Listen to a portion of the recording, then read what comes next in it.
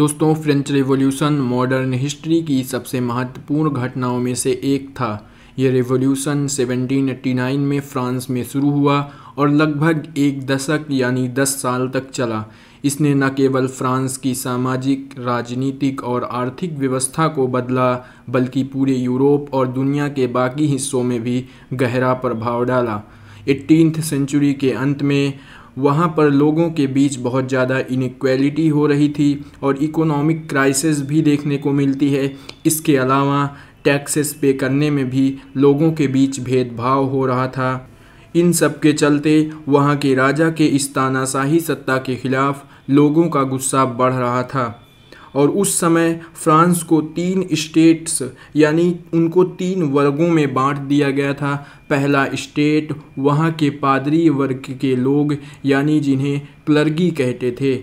दूसरे स्टेट वहाँ के अभिजात वर्ग के लोग यानी एरिस्टोक्रेट्स थे और तीसरे स्टेट में वहाँ की सामान्य जनता को रखा गया था, जिसमें फार्मर्स, वर्कर्स और ट्रेडर्स शामिल थे।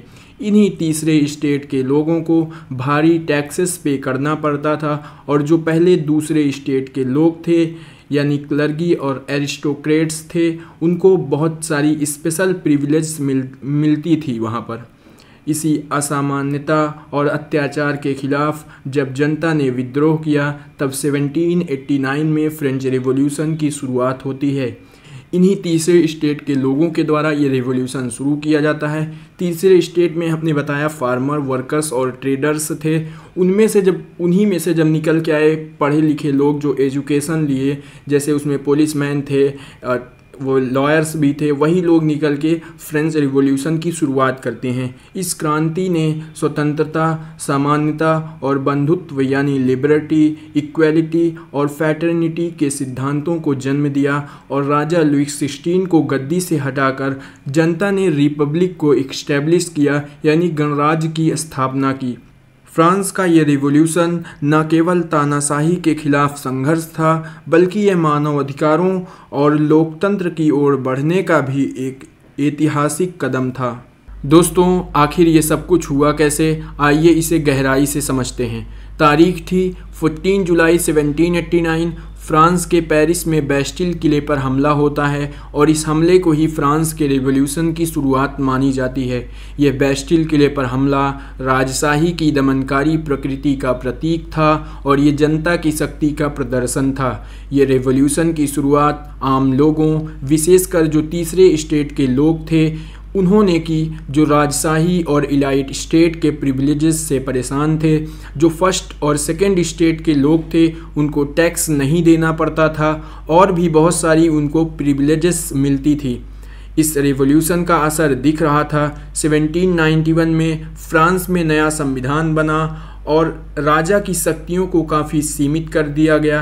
ये एक संवैधानिक राजतंत्र था जहां राजा को अभी भी एक सेरेमोनियल रूलर यानी औपचारिक शासक कंसीडर किया जाता था, लेकिन जो रियल पावर थी वो अब असेंबली में लाई करती थी।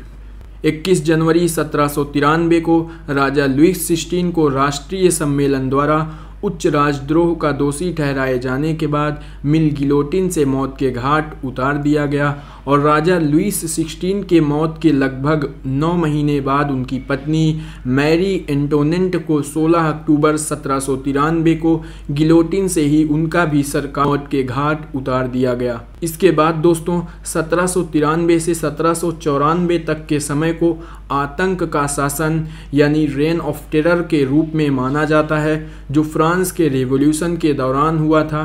1793 से 1794 मैक्सिमिलियन रोबेस्पियर के नेतृत्व में बड़ी संख्या में लोगों को मार दिया गया, जिन्हें क्रांति का संभावित दुश्मन माना गया था।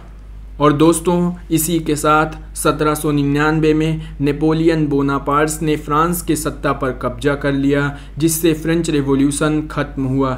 9 नवंबर 1799 को उन्होंने डायरेक्टरी का तख्ता पलट किया और फ्रांस की सत्ता संभाली, जिससे फ्रांसीसी क्रांति का अंत हुआ और नेपोलियंस की तानाशाही की शुरुआत हुई।